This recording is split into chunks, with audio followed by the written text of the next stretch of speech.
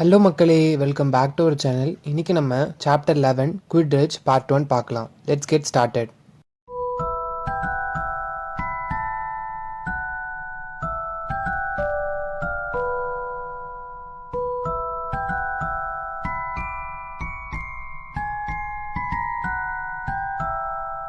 November மாதமே வந்துடுச்சு. அங்கே இருந்த வெதரு ரொம்ப கோல்டாகிடுச்சு. ஸ்கூலை சுற்றி இருந்த மவுண்டெயின்லாம் அப்படியே ஐசி கிரேவாகவே மாறிடுச்சு. அந்த ஸ்கூல் பக்கத்தில் இருந்த லேக்கு அப்படியே ஸ்டீல் அப்படியே ஜில்லுன்னு இருந்தால் எப்படி இருக்கும் அந்த அளவுக்கு மாறிடுச்சு. எவ்ரிடே மார்னிங் வந்து கிரவுண்டு ஃப்ராஸ்டால் கவர் ஆகிருக்கும். ஃப்ராஸ்ட்னா லைட்டான லேயரான பனி. இதை வந்து ஹாக்ரிட் வந்து சுத்தம் பண்ணிட்டு இருப்பாரு. அந்த ப்ரூம் ஸ்டிக்லாம் இருக்கு இல்லையா குவிட்ரிட்ஜ் பிச்சில், அதெல்லாம் சுத்தம் பண்ணிட்டு இருப்பாரு. இதை வந்து ஹாரி வந்து அந்த அப்ஸ்டேர்ஸில் இருக்கிற விண்டோலேருந்து பார்ப்பான். அவர் வந்து நல்ல மோல்ஸ்கின் ஓவர் கோட் போட்டுட்டு, ரேபிட் ஃபரில் செஞ்ச க்ளவுஸ் போட்டுட்டு, அப்புறம் வந்து பியவர் பூட்ஸ் போட்டுட்டு அவர் வந்து இதெல்லாம் பண்ணிட்டு இருப்பாரு. குவிட்ரிட்ஜ் சீசன் ஆரம்பிச்சிருச்சு. சாட்டர்டே அன்னைக்கு ஹாரி வந்து ஃபஸ்ட்டு மேட்சை விளாட போகிறான். நிறைய வீக்ஸ் அவன் ட்ரைனிங் எடுத்ததுக்கு அப்புறமா விளாட போகிறான். அவனோட ஃபஸ்ட்டு மேட்சே கிரிஃபண்டோர் விசஸ் ஸ்லித்தரின். ஒருவேளை கிரிஃபண்டோர் ஜெயிச்சிட்டாங்கன்னா அவங்க வந்து ஹவுஸ் சாம்பியன்ஷிப்பில் செகண்ட் பிளேஸ் போயிடுவாங்க. ஹாரி விளையாடுறத பார்க்குறது வந்து ரொம்ப கஷ்டமாகவே இருந்துச்சு. ஏன்னா ஹுட்டு வந்து ஹாரியை சீக்ரெட் வெப்பனாக பயன்படுத்தலாம் அப்படின்னு நினச்சான். ஹாரி வந்து ரொம்ப சீக்ரெட்டாக இருக்கணும் அப்படின்னு நினச்சான். ஆனால் அந்த நியூஸு எப்படியோ வெளியே கசிஞ்சிருச்சு. ஹாரி தான் சீக்கிரம் விளையாட போகிறான் அப்படின்னு எப்படியோ வெளியே எல்லாருக்கும் தெரிஞ்சிருச்சு. ஆனால் இந்த நியூஸ் வெளியே கசினது மோசமாக இருக்கும்னு ஹாரிக்கு தெரியல. ஏன்னா நிறைய பீப்புள் வந்து அவன் ப்ரில்லியண்ட்டாக இருப்பான், அவன் சூப்பராக விளையாடுவான் அப்படின்றாங்க. ஆனால் சில பேர் வந்து ஆமாம் இப்போ எல்லாரும் அவனுக்கு கீழே வந்து மெத்தையை தூக்கிட்டு ஓட போகிறாங்க அப்படின்னு சொல்கிறாங்க. ஹாரி வந்து ரொம்ப லக்கியாக ஃபீல் பண்ணான். ஏன்னா அவனுக்கு ஹெர்மியோனி ஃப்ரெண்டாக கிடச்சது தான். ஏன்னா அவனால் இவ்வளோ விஷயத்தையும் இவ்வளோ ஹோம்ஒர்க்கையும் அவன் இல்லாமல் பண்ணியிருக்கவே முடியாது. ஏன்னா லாஸ்ட் மினிட்ல கூட குவிட்ரிட்ஜ் ப்ராக்டிஸ் இருக்குன்னு வுட் அவனை கூட்டிகிட்டு போயிடுவான். ஹாரிக்கு வந்து ஹெர்மியோனி குவிட்ரிட்ஜ் த்ரூ த ஏஜஸ்னு ஒரு புக்கு கொடுத்துருப்பா. அது வந்து ஹாரிக்கு ரொம்ப இன்ட்ரெஸ்டிங்காக இருந்துச்சு. ஹாரி வந்து அது மூலயமா 700 முறையில் எப்படியெல்லாம் குவிட்ரிட்ஜில் ஃபவுல் கிடைக்கும் அப்படின்னு கற்றுக்கிட்டான். இது எல்லாமே 1473 வருஷத்தில் நடந்த குவிட்ரிட்ஜ் வேர்ல்டு கப்பில் நடந்துச்சான். இந்த எல்லா ஃபவுலுமே சீக்கர்ஸ் தான் உண்மையிலேயே ரொம்ப சின்னதாகவும் வேகமாகவும் இருக்கணும். ஏன்னா குவிட்ரிட்ஜில் நடக்கிற பல ஆக்சிடென்ட் சீக்கர்ஸ்க்கு தான் நடக்குது. குவிட்ரிட்ஜ் கேமில் சாகிறதுன்றது ரொம்ப ரேராக இருந்தாலும் ரெஃப்ரீஸ்லாம் திடீர்னு மறைஞ்சு போயிடுவாங்க. 3 மாதம் கழித்து சகாரா பாலைவனத்துலேருந்து வருவாங்க. இந்த மாதிரிலாம் நடந்துச்சு. ஹெர்மியோனி ரூல்ஸ் பிரேக் பண்ணுறதை பற்றிலாம் கவலைப்படுறதில்ல. ஹாரியும் ரானும் அவளை மவுண்டைன் ரோட்லேருந்து காப்பாற்றினதுலேருந்து அவங்கள்ட்ட அவள் நைஸாகவே நடந்துக்கிறா. ஹாரியோட ஃபர்ஸ்ட் குவிட்ரிட்ஜ் மேட்ச்சுக்கு முன்னாடி நாள் வந்து ஹாரி, ரான், ஹெர்மியோனி கோர்ட்யார்டில் வந்து போயிட்டு இருந்தாங்க அவங்களோட பிரேக்கப்போ. அது வந்து ரொம்ப குளிராக இருந்துச்சு. அப்போ ஹெர்மியோனி என்ன பண்ணான்னா ஒரு ப்ளூ கலர் நெருப்பை உருவாக்கி ஒரு ஜாம் ஜாரில் போட்டு எடுத்துகிட்டு போயிட்டு இருந்தாங்க குளிருக்காக. அதுக்கப்புறம் அவங்க போயிட்டு இருக்கும்போது ஸ்னேப் வரதை வந்து ஹாரி பார்த்துட்டான். அதனால ஹாரி, ரான், ஹெர்மியோனி வந்து ரொம்ப பக்கத்தில் வந்து நான் போயிட்டு இருந்தாங்க அந்த ஃபயரை மறைக்கிறதுக்காக. ஏன்னா அவங்களுக்கு தெரியும் இந்த மாதிரி ஃபயர் பண்ணுறதுலாம் வந்து ஹாக்வர்ட்ஸில் அலோடு இல்லைன்னு. அவர் வந்து அந்த ஃபயரை பார்க்கல, ஆனால் இவங்களோட முழிக்கிற முகத்தை பார்த்துட்டாரு. வாட்டர் நீ என்ன வச்சிருக்க அப்படின்னு கேட்டார். இது வந்து குவிட்ரிட்ஜ் த்ரூ த ஏஜஸ் புக்கு அப்படின்னு ஹாரி சொன்னான். லைப்ரரி புக்ஸ் எல்லாம் எடுத்துகிட்டு வரக்கூடாதுன்னு தெரியாதா உனக்கு? கிரிஃபண்டோர்லேருந்து நான் 5 பாயிண்ட்ஸ் எடுக்கிறேன், என்கிட்ட கொடு அப்படின்னு அந்த புக்கை வாங்கிட்டு போயிட்டாரு. இவராக தான் இந்த மாதிரி ரூல்ஸ் எல்லாம் உருவாக்குறாரு அப்படின்னு ஹாரி சொன்னான். அவர் காலுக்கு என்னாச்சு அப்படின்னு ஹாரி கேட்டான். தெரியல, ஆனால் அது அவருக்கு நல்லா வலிக்குதுன்னு மட்டும் எனக்கு தெரியுது அப்படின்னு ரான் சொன்னான். கிரிஃபண்டோர் காமன் ரூம் வந்து அன்றைக்கி ஈவினிங் வந்து ரொம்ப சத்தமாக இருந்துச்சு. ஹாரி, ரானு, ஹெர்மியோனி 3 பேரும் ஒன்றா வந்து விண்டோக்கு பக்கத்தில் உட்காந்துக்கிட்டாங்க. ஹெர்மியோனி வந்து ஹாரி, ரானோட அந்த சார்ம்ஸ் ஹோம்ஒர்க்கை வந்து செக் பண்ணிட்டு இருந்தா.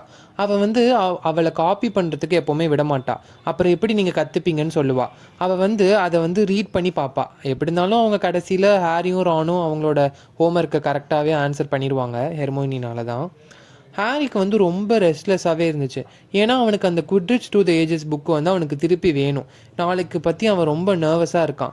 நான் ஏன் இப்படி ஸ்னேப்புக்கு பயந்துக்கிட்டு இருக்கேன், நான் போய் வாங்க போகிறேன் அப்படின்னு ஹெர்மியோனிட்டையும் ரான்ட்டையும் சொல்லிட்டு இருந்தான். ஆனால் நீ எங்களை மட்டும் வாங்க வச்சிடாத அப்படின்னு 2 பேரும் ஒரே நேரத்தில் சொன்னாங்க.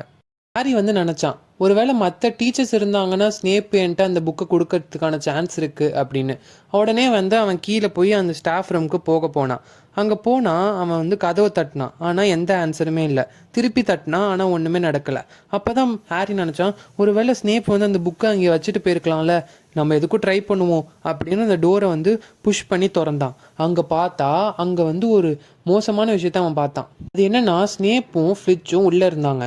ஸ்னேப் வந்து அவரோட ரோப்ஸை வந்து முட்டிக்கு மேலே தூக்கியிருந்தாரு. அவரோட முட்டியில் ரொம்ப மோசமாக அடிபட்டு ரத்தம் வந்துட்டு இருந்துச்சு. ஃப்ளிட்சு வந்து அதுக்கு வந்து பேண்டேஜ் போட்டுட்டு இருந்தாரு. மோசமான விஷயம், எப்படி ஒரே நேரத்தில் அந்த 3 தலை மேலேயும் நம்ம கண்ணு வச்சுக்கிறது அப்படின்னு ஸ்னேப் சொன்னார். ஹாரி வந்து அந்த கதவை மெதுவாக மூடலான்னு ட்ரை பண்ணான். ஆனால் வந்து அவன் மூணு சவுண்ட் வந்து ஸ்னேப்புக்கு கேட்டுச்சு. பாட்டர் அப்படின்னு கத்துனாரு ஸ்னேப்பு. ஸ்னேப்போட ஃபேஸ் ஒரு மாதிரி ஆயிடுச்சு. உடனே அவரோட ரோப்ஸ் கீழே போட்டுட்டு அவர் காலை மறைச்சிக்கிட்டாரு. ஹாரி உள்ளே வந்தான். என் புக்கை நான் திருப்பி வாங்கிட்டு போகலான்னு வந்தேன் சார் அப்படின்னு ஹாரி சொன்னான். கெட் அவுட் அவுட் அப்படின்னு அவர் ஸ்னேப் கத்துனாரு.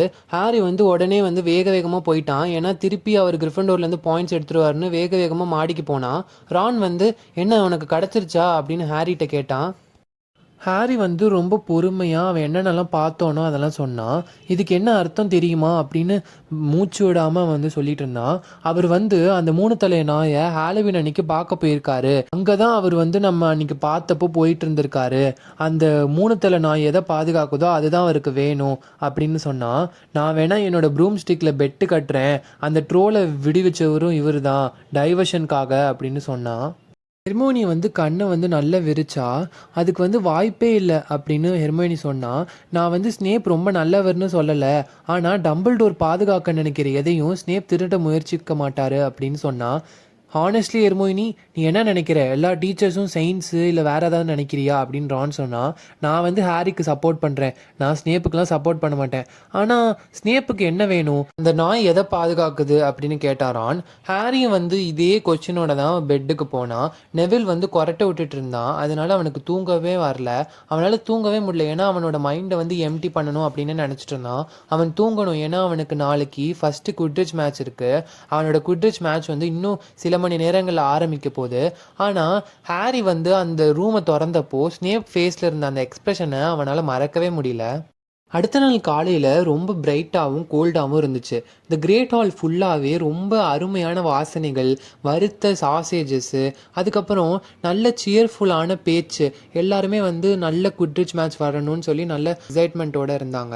ஹாரி, நீ பிரேக்ஃபாஸ்ட் சாப்பிட்ணும். இல்லை, எனக்கு இப்போதைக்கு வேணாம், அட்லீஸ்ட் இந்த டோஸ்டையாவது சாப்பிடு அப்படின்னு ஹெர்மோனி சொன்னான். இல்லை, எனக்கு பசிக்கலை அப்படின்னு ஹாரி சொன்னான். ஹாரி வந்து ரொம்ப டெரிபிளாக இருந்தான். ஏன்னா இன்னும் 1 மணி நேரத்தில் அவன் வந்து பிச்சில் வந்து நடந்து போயிட்டு இருப்பான். ஹாரி, நீ ரொம்ப ஸ்ட்ரென்த்தாக இருக்கணும் ஹாரி, ஏன்னா சீக்கர்ஸ்க்கு தான் எப்போவுமே பிரச்சனை வரும் அப்படின்னு சொன்னான். தேங்க்ஸ் சீமஸ் அப்படின்னு ஹாரி சொன்னான். சீமஸ் வந்து அவனோட கெச்சப்பை சாசேஜில் போட்டுட்டு இருந்தான். 11 மணிக்கு ஹோல் ஸ்கூலுமே அந்த கிரவுண்டில் குட்ரிச் பிச்சில் இருந்த மாதிரி தான் இருந்துச்சு. நிறைய ஸ்டூடெண்ட்ஸ் வந்து பைனாக்குலர்ஸ் வச்சுருந்தாங்க. அந்த சீட்லாம் ரொம்ப ஹைட்டாக இருந்துச்சு. சில டைம்ஸ் பார்க்கறதுக்கே வந்து கஷ்டமாக இருந்துச்சு. இதுக்கப்புறம் எப்படி அந்த குட்ரிச் மேட்ச் போச்சு அப்படின்றதெல்லாம் நம்ம பார்ட் 2ல் பார்க்கலாம். Until then, stay tuned.